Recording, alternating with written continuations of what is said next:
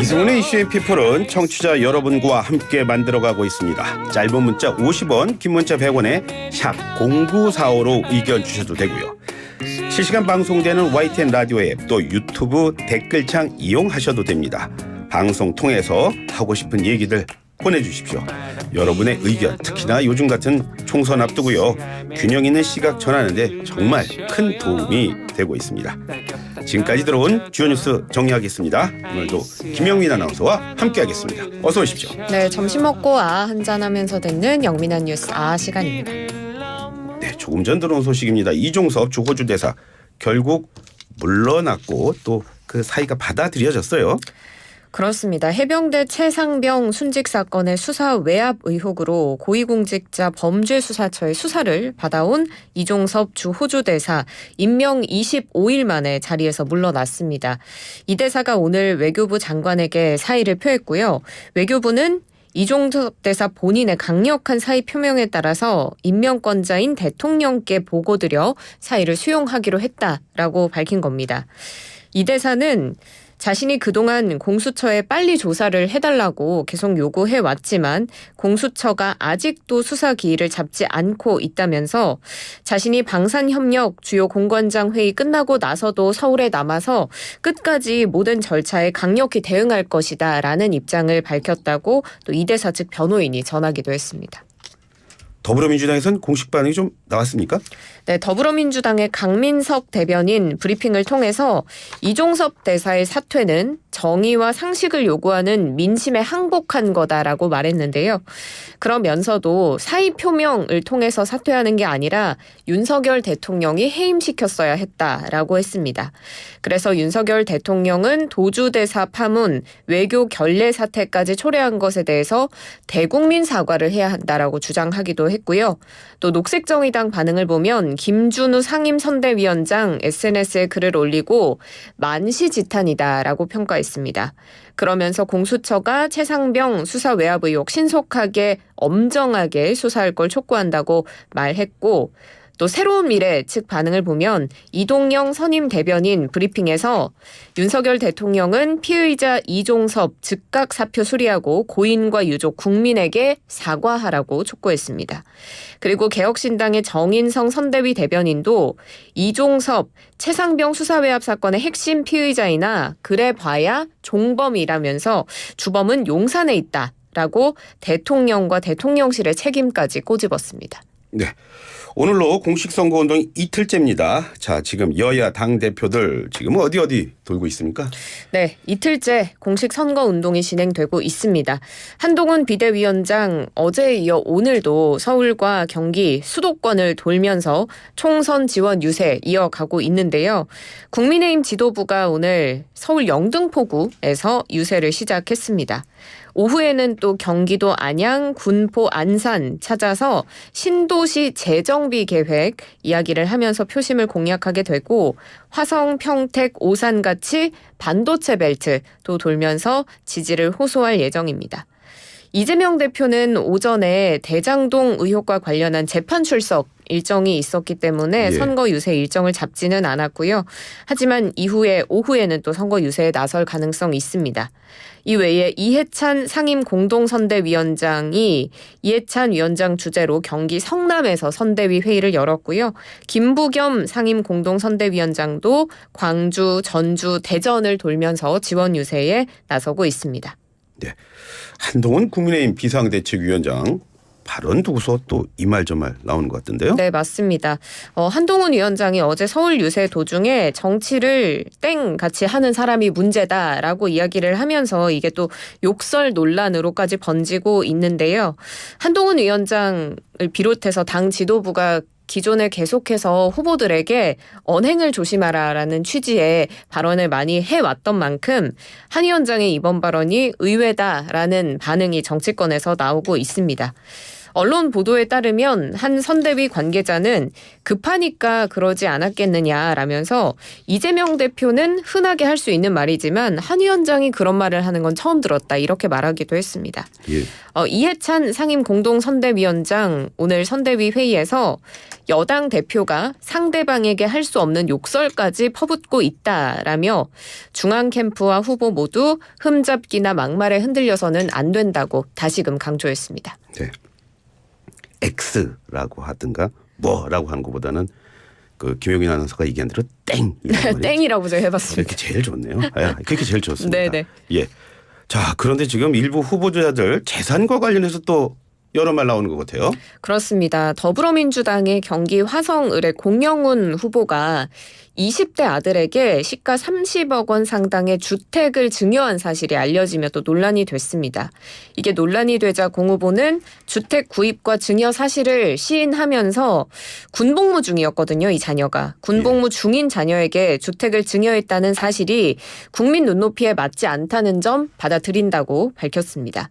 하지만 일각에서 투기 그리고 내부 정보를 활용했다라는 의혹이 제기되고 있는데 여기에 대해서는 강하게 부인했습니다.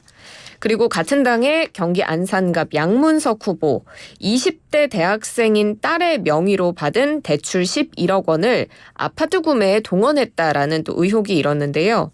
양 후보가 편법 소지가 있었다라고 인정하며 고개를 숙이는 모습 보였습니다.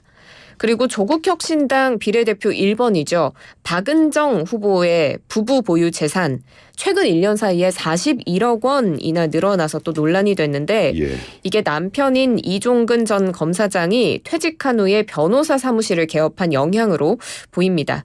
특히 다단계 사기업체 측의 변호를 맡아서 거액의 수임료를 챙긴 것으로 알려져 이게 또 논란이 됐는데 여기에 대해서 전관예우 논란에는 선을 그었지만 관련한 사건에서는 모두 사임하겠다라고 밝힌 상태입니다.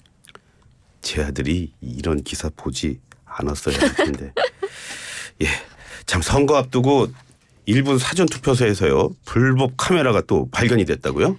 그렇습니다. 인천 그리고 경남 양산에 있는 사전투표소에서 출처를 알 수 없는 불법 카메라가 발견돼서 경찰이 수사에 나선 사건인데요. 예. 먼저 지난 18일에 경남 양산의 한 행정복지센터 2층 정수기 뒤편에서 카메라가 발견됩니다. 이 카메라가 총선에서 사전투표소로 지정된 장소인 2층 대강당 입구 쪽을 바라보게끔 설치가 돼 있었는데요.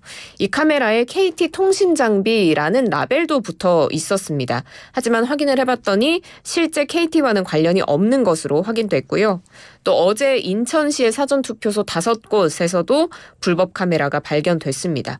이들 카메라도 모두 투표소 내부를 촬영하도록 정수기 옆 같은 곳에 설치가 돼 있었습니다. 이 행안부 지시에 따라서 인천시가 사전투표소를 전체적으로 점검하는 과정에서 추가로 발견된 겁니다. 누가 이런 일 벌였는지 좀 윤곽은 좀 나오고 있어요. 어때요? 네, 용의자가 경찰에 붙잡혔습니다. 예. 이 사전투표소에 몰래 침입해서 불법 카메라 설치한 40대 유튜버고요. 경찰에 붙잡혔는데 이 유튜버를 A씨라고 칭하겠습니다. 예. A씨가 부정선거 의혹을 꾸준히 제기해온 유튜브 채널 운영자인데요. 일단 인천 논현경찰서가 건조물 침입 통신비밀보호법 위반 혐의로 이 남성을 체포해서 조사하고 있다고 밝혔습니다. A씨가 최근에 인천시 남동구 계양구의 사전투표소 5곳 몰래 침입해서 불법 카메라 설치한 혐의를 받고 있는데 지금 인천경찰은 A씨가 여기 인천의 5곳 말고 앞서서 경남 양산에 설치됐던 이 카메라도 이 사람이 했을 것이다라고 보고 예. 수사를 이어가고 있는 상태입니다. A씨가 경찰 조사에서 사전투표율을 선거관리위원회에서 조작하는 것을 감시하려고 이런 일을 벌였다고 주장했습니다. 예. 자, 이제 의정 갈등 얘기해 보겠습니다. 정부와 의료계 대화 좀 진전이 있습니까? 의정 간 대화는 여전히 답보 상태입니다. 정부가 전공의에 대해서 유연한 처분을 하겠다라고 이야기를 했고 전공의의 수련 시간과 같이 처우 개선도 논의하겠다고 밝혔는데요. 일단 수련 시간을 개선하는 시범 사업 5월부터 하겠다고 했고 이번 달부터 소아과 전공의에게로 확대된 100만 원의 수련 보조수당 다른 필수 과목으로도 넓히기로 했습니다. 하지만 이런 요소들이 전공의들을 대화 테이블로 이끌어내기엔 좀 부족해 보이는데요. 정부가 여전히 기존의 의대 정원 2,000명 증원 방침을 고수하고 있기 때문입니다. 박민수 보건복지부 2차관 중수본 브리핑에서 의료개혁은 의사 직역에 국한된 사안이 아니라 모든 국민이 직접적인 당사자이기 때문에 다수의 국민이 원하는 의료개혁을 특정 직역과 흥정하듯이 뒤집는 일은 없을 것이다라고 다시금 못 박았습니다. 임현태 그러니까 신임 대한의사협회 회장 아닙니까? 오전에 기자회견 한다고 했는데 거기서 무슨 말 하던가요? 네, 임현택 회장은 굉장히 강경파로 분류가 돼 있고 그렇죠. 발언 수위도 상당히 높았었기 때문에 오늘 기자회견에서 어떤 이야기를 할지 굉장히 관심이 쏠렸는데요. 임 당선인 오늘 오전에 의협회관에서 첫 기자회견 열었습니다. 의대생, 전공의, 교수 등 부당한 처벌을 받게 되면 절대 좌시하지 않겠다라는 입장을 밝혔지만 그러면서도 의사들도 이 상황을 빨리 해결하고 싶어 한다. 정부 여당이 훨씬 더 전향적인 자세로 나서주면 의협도 국민 우려를 최대한 불식시킬 수 있도록 나설 생각이 있다라고 밝혔습니다. 그동안은 굉장히 강경하게 대응하겠다라는 입장만 밝혀왔는데 정부가 이 의대 증원 정책을 재검토하면 대화에 응하겠다라는 조금은 발언 수위가 낮아졌다고 볼 수 있는 그런 발언들도 한 겁니다. 하지만 여전히 이 의대 2,000명 증원 방침을 계속 고수하는 현 정부의 기조에 대해서는 불만을 드러냈는데요. 예. 정부 여당의 기조가 정원 2,000명 양보 못한다. 이게 너무 확고한데 이건 국민 생명을 담보로 러시안 룰렛을 하는 거다라고 비판하기도 했습니다. 의대생도 이제 소송한다는 그런 얘기를 들었어요. 맞습니다. 지금 의대 정원 확대 취소해달라라면서 법원에 소송이 잇따라 계속 제기되고 있는데요. 이번에는 전국 40개 의과대학 재학생들이 또 소송을 낼 예정입니다.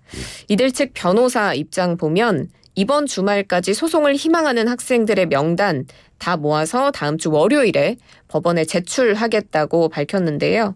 5,000명이 될지 10,000명이 될지 구체적인 수치는 받아봐야 알 것 같다고 했습니다. 의대생들이 준비하고 있는 소송도 앞서 전의교협이나 그리고 비대위 위원장 등 다양한 사람들이 냈던 소송과 결은 같습니다.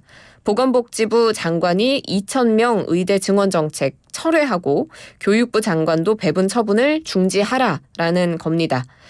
이들 측 변호사는 학생들의 교육받을 권리가 침해될 것이고 이를 지금 막지 않으면 회복할 수 없다라고 소송의 이유를 밝혔습니다.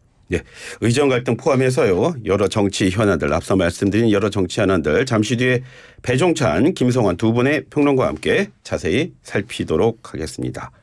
자, 지금 많은 지역에 황사 들어오고 있다고요? 그렇습니다. 어제 오후 밤부터도 이 소식들이 계속 있었는데 황사가 계속 들어오고 있습니다. 그래서 오늘은 전국 대부분 지역이 황사의 영향을 받아서 대기질이 굉장히 나쁜데요. 수도권 포함해서 지금 중부지방에는 비가 많이 내리고 있는데 그래서 이 비에 황사가 섞여서 황사비가 내리고 있습니다. 이 황사, 미세먼지까지 겹치면서 수도권과 강원, 충남, 경북 대기질 오늘 종일 매우 나쁨 수준 보이겠고요. 그 외 일부 충청권, 경상권, 호남권은 또 제주까지 해서 나쁨 수준 보이겠습니다. 황사, 미세먼지, 비뿐 아니라 오늘 또 전국 대부분 지역에 바람도 굉장히 강하게 붑니다. 봄의 시작이 좀 요란한데 이렇게 황사가 발생하면 최대한 야외 활동은 삼가야 합니다. 나가는 게 불가피하다면 마스크를 꼭 착용하시고요. 특히나 노약자나 호흡기 질환자 같은 경우에는 외출을 정말로 삼가시는 게 좋겠습니다. 외출하실 때 보호 안경이나 마스크 착용하시고 귀가한 후에는 손발 꼭 깨끗이 씻어주시기를 바랍니다. 제가 촉촉한 비라고 했는데 큰 실수를 했군요. 황사비랍니다. 촉촉한 황사비입니다. 맞지 마십시오. 맞아서는 안 되는 비라고 합니다. 네, 오늘도 수고하셨습니다. 고맙습니다. 고맙습니다. 지금까지 김영민 아나운서와 함께했습니다.